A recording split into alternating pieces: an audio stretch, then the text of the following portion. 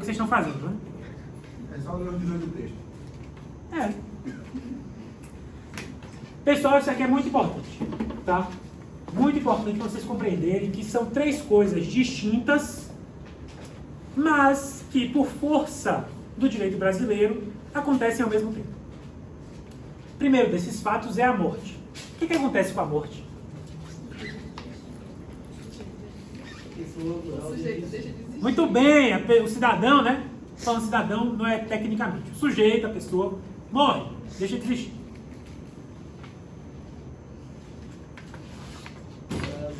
O que acontece? O que acontece com o cidadão? Eu estou falando cidadão, mas é de forma atécnica. O que acontece com a pessoa quando ela morre? Ela deixa de existir, ok. O que acontece quando a pessoa deixa de existir? Abertura da sucessão. Você está falando de algo que a gente não chegou lá ainda. A gente já conversou aqui. O que acontece com a pessoa quando ela morre? A herança dela vai ser transmitida. Bora lá, a gente vai chegar lá, a gente vai chegar lá, a gente vai chegar lá. Mas o sujeito tá lá, tá vivo, tá bonitão, tá simpático, servidor público, pai, credor, devedor, proprietário, tem dinheiro no banco, morreu. O que vai acontecer com as situações jurídicas que ele ocupa? Depende. Depende, muito bem, Renata. Depende. As situações personalíssimas, já foi. E as relações transmissíveis? Bora lá. O que acontece? Sujeito, Jorge, né, Jorge?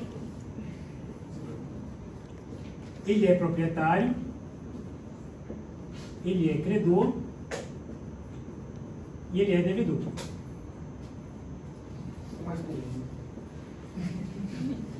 Ele é credor de Mateus, né? Devedor de Marília e proprietário de uma casa. Ele morreu. O que aconteceu com ele? Deixou de existir. O que aconteceu com essas situações jurídicas que ele ocupava? Essas em especial serão transmitidas. No momento em que ele morreu, o que aconteceu com essas situações jurídicas? Ficaram vazias. Por quê? Morto não ocupa situação jurídica. Morto Está enterrado. está morto. Né? O morto está morto. Morto está morto. Se ele está morto, ele não existe para o direito. Se ele não existe para o direito, ele não pode, não tem como ocupar situações jurídicas. O lugar dele está vazio. Tá? Só que esse lugar não pode ficar vazio.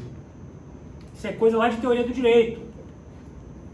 Situação jurídica não pode ficar acéfala, né? Sem sujeito, sem titular.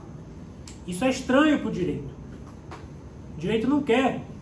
A gente vai ver até que existem casos em que o sujeito morre sem deixar nenhum herdeiro conhecido, que isso vai acontecer. Mas isso é tão excepcional, tão excepcional, tão excepcional, que o ordenamento jurídico fala o quê? O poder público fique com esse patrimônio para você.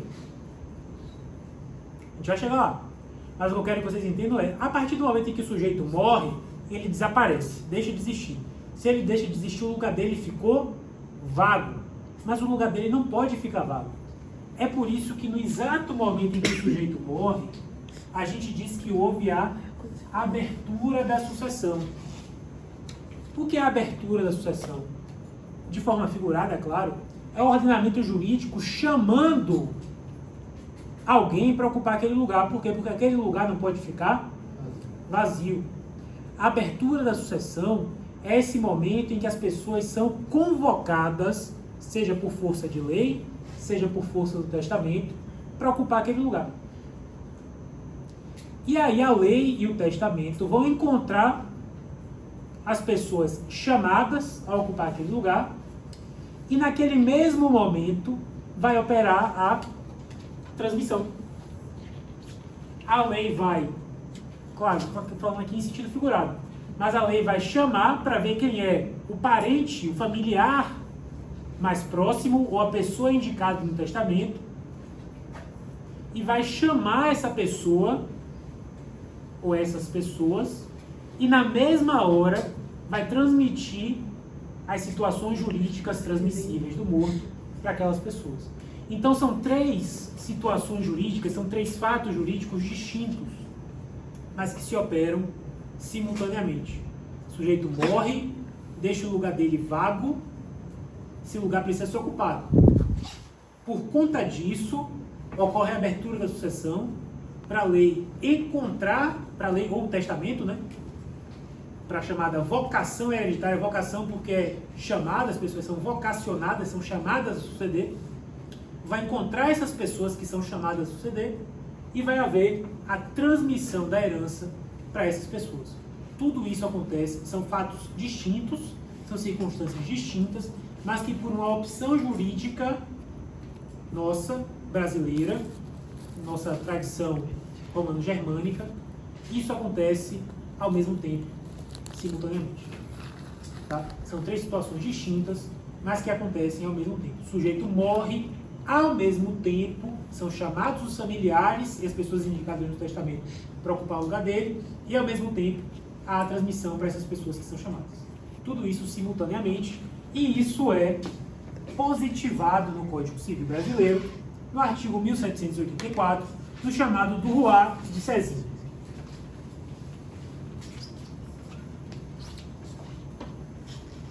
Vocês vão encontrar, talvez, em alguns manuais falando em princípio da Sezin.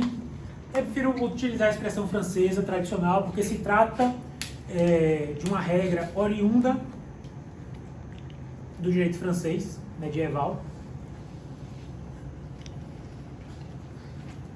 do Droit de Sezin, que basicamente diz que aberta a sucessão, e a sucessão se abre com o quê? Com a morte. Aberta a sucessão, há a transmissão da herança para os herdeiros. Basicamente isso. Isso daqui é importantíssimo. É importantíssimo por uma série de razões. Em primeiro lugar, a transmissão é automática. É automática. Mesmo que o herdeiro não saiba que é herdeiro. No momento em que o sucedido, né, no momento em que o decujus morreu, o herdeiro já se torna proprietário dos bens da herança, ainda que ele não saiba que a morte aconteceu.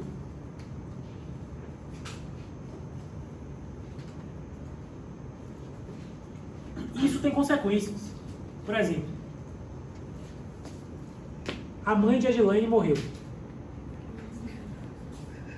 Edilane recebeu a ligação, soube da notícia, teve um ataque cardíaco e morreu. Edilane recebeu a herança da mãe e passou para os herdeiros dela, da própria Edilane. O patrimônio que já era dela e o patrimônio hereditário decorrente da mãe dela. A gente vai voltar a trabalhar sobre isso em instantes. Eu preciso que vocês saibam disso, porque a transmissão da propriedade, e aí isso é algo que a gente vê lá em Direito das Coisas, em Direitos Reais, que a transmissão da propriedade causa mortes, se opera com o simples fato morte. Por que eu estou falando isso? Porque quando a gente estuda transmissão, aquisição derivada da propriedade, você já pegou coisas? Tem alguém aqui que já pegou Direito das Coisas? Só Stephanie, Jesus. E você é? Gustavo. Sou Stephanie e Gustavo. Qual coisa boa.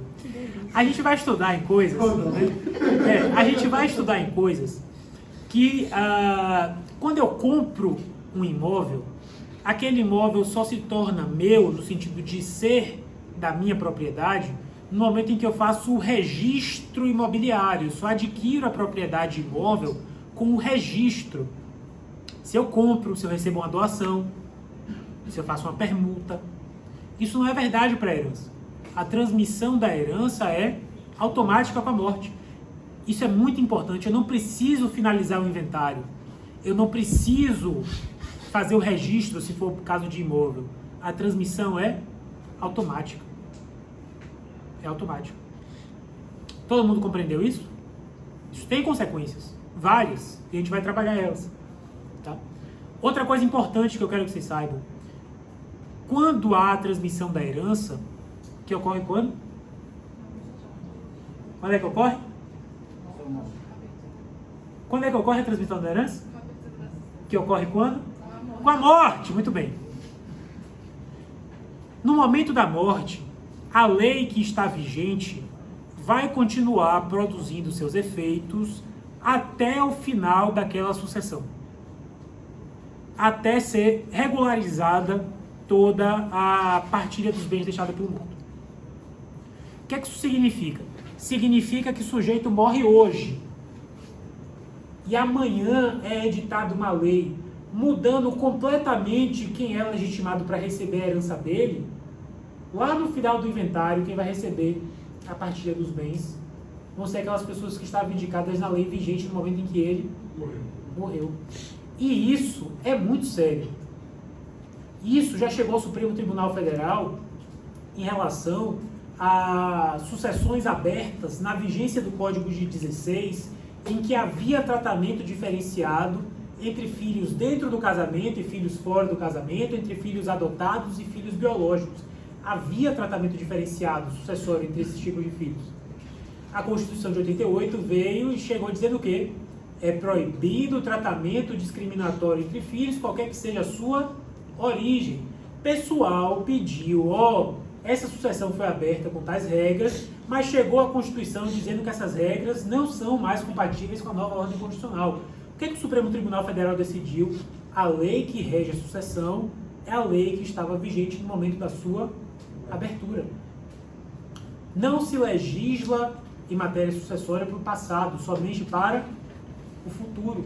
Isso tem uma implicação tributária séria. Por quê?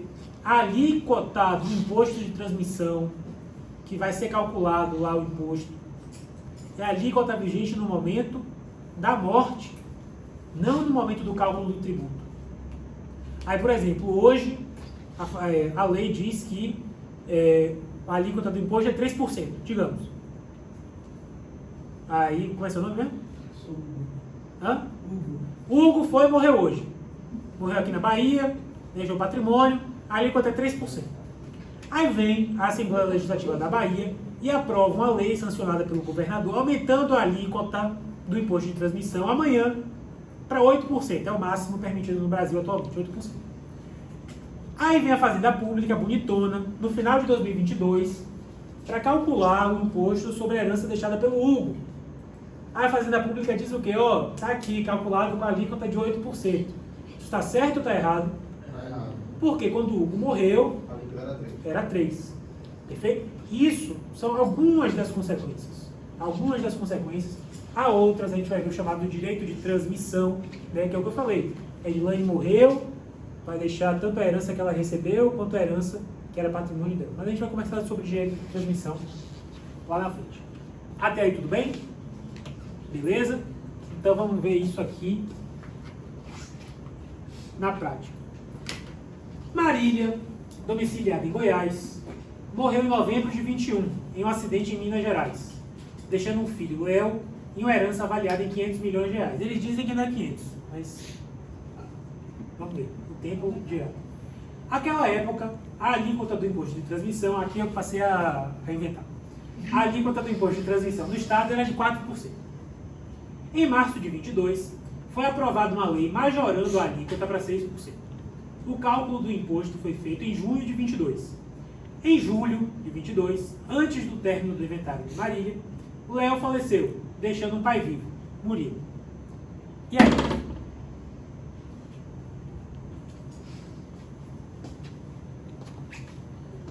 Primeira pergunta. Vai incidir quanto de imposto para esses 500 milhões? 4 ou 6? Mas no momento do cálculo era 6. Não importa! Importa o quê? No momento da morte, era 4%. Beleza. E aí, ela morreu em novembro de 21, deixou o filho. Aí o filho vai e morreu antes do término do inventário, em julho. E aí vai acontecer o quê com esses 500 milhões? Vai ser transmitido para o pai, provavelmente. Para quem? Para o pai. Por que para ele? Não terminou o inventário de Marília ainda? Mas é automático. Não importa que não tenha terminado o inventário, né? O Léo, único herdeiro dela, recebeu os 500 milhões em que momento? Da morte! Muito bem, isso aí. Gostei, vai aparecer no vídeo. Vixe, Maria. Corta, mulher. Nesse exato momento, em novembro de 21, o Léo se tornou proprietário daquele patrimônio avaliado em 500 milhões de reais. Isso significa que não importa que o inventário não tenha sido finalizado. Se o Léo morre depois de já ter se tornado proprietário daquela herança, quando ele próprio, Léo, morrer, quem vai receber aqueles 500 milhões deixados por Marília vai ser o herdeiro de Léo, que pelo que a gente tem de informação aqui, é o Murilo. Né? Por quê? Porque essa herança vai ser transmitida. Vai ser transmitida para o Léo. Eles vão com 4 e vão com 6, né? E aí, em segundo lugar, essa aqui é a primeira herança. E em segundo lugar, vai ter a segunda herança. Murilo vai herdar o patrimônio de Léo. Qual é o patrimônio de Léo? A herança que ele recebeu da mãe. Professor, 10% Tá? de desconto já? O que é que acontece? Perfeito. Aqui vai ser calculado um imposto de 4%. Aqui vai ser calculado um novo imposto de 6%. Não é exatamente 10%, né? Porque não soma. Tem que fazer o 4% primeiro do resultado, Do tira resultado, 6%. É, exatamente. Mas aí a gente é de quê? De humanas, a gente não é de exatas. Exato. Muito bem. Pode falar. Você quer tirar alguma dúvida? Ah, todo mundo conseguiu visualizar isso? Steph? Na verdade, a pergunta não é nem sobre isso aí não, mas tem a ver. Quando fala assim, começa com a morte, no caso do direito civil, ele considera a morte o laudo médico mesmo, de óbito, o laudo de óbito.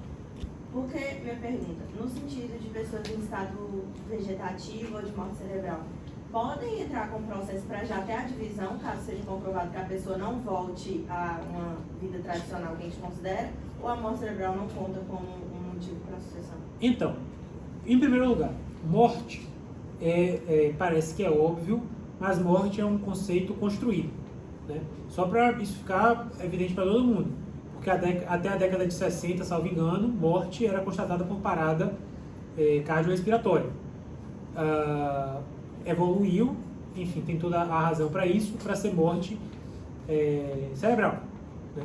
Hoje, o critério adotado, inclusive pelo ordenamento jurídico brasileiro, é morte cerebral. Uma vez que está com morte cerebral, está morto para todos os efeitos jurídicos. Tá? Ainda que mantenha vivo durante algum tempo para a questão de coletar os órgãos para transplante e tudo mais, mas no atestado de óbito vai estar lá constando o horário da morte Eu cerebral. falo que no Brasil não é autorizada a eutanásia, então muitas pessoas continuam nesse processo de o cérebro, mas o resto dos órgãos estão trabalhando por máquinas e tudo. Nesse caso, Está vivo. aí considera como vivo e não tem, Vivo. não tem nenhum tipo de sucessão. Só quando tiver morte cerebral. É por isso que tem muito parente doido para fazer o quê? Mas não é para receber herança, é para quê? Para ter piedade pelo... Claro. Não, mentira, eu estou aqui brincando, mas existem casos e casos. Pode falar. Sobre essa pergunta de Stephanie, o caso da dona das Pernambucanas, o senhor está ciente, tem acompanhado? Eu estou acompanhando de longe, né? Eu e a Ana Paula, a gente tem uma conhecida, amiga de Ana Paula, né? Eu considero minha amiga também, que ela tem acesso aos autos desses processos. Eu não tive acesso aos autos, então é muito ruim fazer um juízo, inclusive acadêmico, com base em reportagem de jornal. Por vários motivos, mas porque a gente não tem muita noção, né? Mas, para todos os efeitos, a mulher está viva ainda. Ela está viva porque ela não teve morte cerebral. Ela está em coma, né? Profundo, mas ela está viva. Mas o pessoal quer o quê? Perdão? O que acontece? Ela deixou, pelo que eu entendi, foi um testamento vital, né? Dizendo que, ou uma procuração, enfim, dizendo que em caso de incapacidade, a moça lá seria responsável por todas as decisões médicas dela. Contudo, até onde sei, um juiz que a interditou designou um estranho que não a conhecia para ser o seu curador ativo, que está tomando, parece, decisões contraditórias com aquelas que a indicada na procuração tomaria. E pelo que eu vi, não sei dizer, a moça agora está alegando se tratar de companheira. Mas já conseguiu. Conseguiu? Comprovar que era por companheira dela. Isso eu E tô o por filho fora. dela também já foi reconhecido. O filho dessa companheira, que na verdade trabalhava para a Anitta, já foi reconhecido como filho sócio-afetivo. Eu só lembrei desse ano quando eu assisti. Esse aí tava por fora. O que eu vi ontem foi um herdeiro lá com 27 anos que foi reconhecido como filho do bilionário e vai receber uma bolada. Vocês viram essa história? Pessoal, vocês têm que acompanhar o jornal, tem muita coisa boa de família e sucessões no jornal. Já tem mesmo. É verdade. Você viu que aquela que tinha renunciado à herança voltou a... Disse que Que ela não sabia o que era isso. virou assim, Disse que não ai, era com ela. Muito bem, que horas são? 46. Tá, dá pra terminar isso aqui rapidinho. A sucessão se abre no último domicílio do morto. Tá? Não importa onde o sujeito morreu, importa o quê? Onde era o último domicílio dele. Tá? Por que isso é importante? Porque coincide essa regra material com a regra processual. Porque o domicílio o local do último domicílio do morto é o local competente para que seja processado o inventário. A gente vai conversar melhor sobre isso quando a gente vai falando sobre inventário, porque a gente vai ver, por exemplo, que para o inventário extrajudicial não existe essa regra de competência, né? Porque competência é sempre para jurisdição. Inventário extrajudicial não é jurisdição, portanto não tem regra de competência. Mas aí tem o provimento 100 do CNJ, que diz que se para fazer a escritura pública de inventário tem que ser o tabelião do local. Enfim, a gente vai conversar sobre isso lá na frente. Nesse momento, o que é que eu quero que vocês saibam? Que não importa onde o sujeito morreu, o local da abertura da sucessão é o seu último domicílio. Eu estava viajando no Rio de Janeiro, morri lá, onde é que vai ser aberto meu inventário? Barreiras. Até mesmo porque, como servidor público, meu domicílio legal é o da minha repartição. Matheus, você quer falar alguma coisa? Sim. Se não tiver a residência, o domicílio dele bem definido, vai para a regra geral do Código Civil? Não. For o domicílio dos bens imóveis, se não tiver bens imóveis, do domicílio dos bens móveis, mas isso daí a gente vai conversar melhor, porque essas regras de competência eu sinceramente acho muito chatas. Eu lido com o processo civil assim do que precisa. Respeito muito a professora Fabiana, mas, Jesus, processo civil é chato demais. Pode falar. Na fala do Matheus, ele falou domicílio e residência, que é uma distinção. O termo técnico para fins de competência é o domicílio, né? Porque o domicílio é aquela ideia da residência com ânimos definitivo, né? Então o termo técnico mesmo é o domicílio. No mais, se vocês abrirem o Código Civil, salvo engano, no artigo 1786, tem alguém com o Código Civil aberto aí? A sucessão dá-se por lei. Não, né? 1786 não é esse não? Não. Eu sabia essas coisas todas de cabeça, tô ficando velho. É doido demais. Olha aí, não tá no gravando. Aí pegou um pouquinho.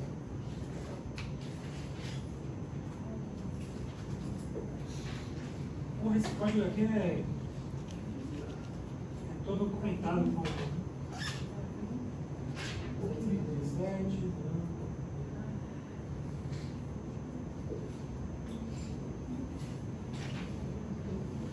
1796. Né, eu disse 96.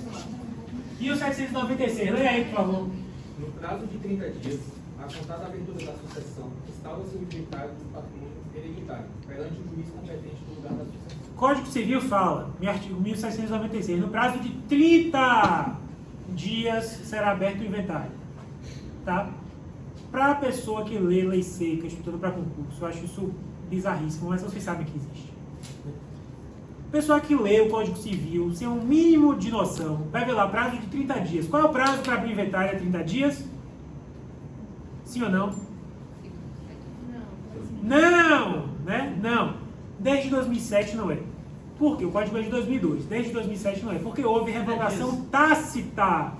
Houve revogação tácita desse dispositivo do artigo 1796 pela Lei 11.441 de 2007, que foi a lei que instituiu, entre outras coisas, o inventário extrajudicial. Essa lei instituiu várias outras coisas, entre elas o inventário extrajudicial, e lá na Lei 11.441 estabeleceu-se o prazo de 60 dias. para abertura do inventário. Essa lei de 2007. Em 2015, veio o novo Código de Processo Civil, estabelecendo que o prazo é de 2 meses da abertura da sucessão. Tá? Então, hoje, por 2 revogações tácitas, né, nós temos que o prazo para abertura do inventário é de 2 meses contados da abertura da sucessão. Quando é a abertura da sucessão? Na morte. Só daí vocês conseguem visualizar isso, vocês precisam saber que a abertura da sucessão não se confunde com a abertura do perfeito, Thalita. Isso aí. Não se confunde. São 2 coisas distintas. O que é a abertura da sucessão? O que é a abertura da sucessão? Ocorre com a morte, né? Não esqueci o nome. Larissa. E Renata de trás, eu confundo. Ocorre com a morte, né? E a lei faz o quê? Chama as pessoas para ocupar aquele lugar e, encontrando essas pessoas, faz a transmissão automática da herança. Isso é a abertura da sucessão. A abertura do inventário é o quê? É o sujeito chegando lá com a petiçãozinha, bonitinha, pedindo: seu juiz, ou então, seu tabelião, quero fazer o inventário de fulaninho que morreu, deixando tais bens, deixando tais herdeiros. Aí a gente vai ver depois as formalidades para isso. Mas são 2 coisas distintas. Você tem um prazo de 2 meses. Perdi o prazo de 2 meses. Não posso mais abrir o inventário, perdi o direito àquela herança, sim ou não? Não, né? Continuo podendo abrir o inventário, mesmo depois do prazo de 2 meses. Inclusive, eu acho o prazo de 2 meses curto demais. Muito curto, principalmente porque a gente está falando de quê? De morte! Tá vivendo muito. A gente está falando de morte, então a pessoa está traumatizada, a pessoa está chorando, sofrendo, fodida, e está precisando fazer o quê? Juntar documento para abrir inventário. Eu acho isso um absurdo, eu estou gravando, eu esqueci. Né? Mas eu acho um prazo muito curto, mas a lei tem interesse de que isso seja resolvido da forma o mais em breve possível, né? Inclusive para fins de recolhimento de tributo, portanto, estabelece o prazo de 2 meses. Se você perde esse prazo de 2 meses, dependendo da jurisdição que você esteja, porque isso tudo é regulado por lei estadual, você pode receber uma multa no seu imposto de transmissão por ter perdido o prazo para abertura do inventário. E para finalizar, não se estressem com isso, para finalizar, enquanto não houver nomeação e posse do inventariante, né, enquanto o inventariante não prestar compromisso para representar o espólio e tocar o inventário adiante, quem vai ficar responsável pela administração dos bens da herança é o chamado administrador provisório. Tem lá na lei a ordem de quem é administrador provisório. Aí vocês podem muito bem olhar lá na lei, porque apesar de ser uma regra preferencial, aí vocês dão uma olhada lá. Tudo bem? Muito obrigado, foi um prazer enorme estar com vocês. Daqui a pouco eu vou ver vários de vocês lá em responsabilidade civil. Então, até semana que vem.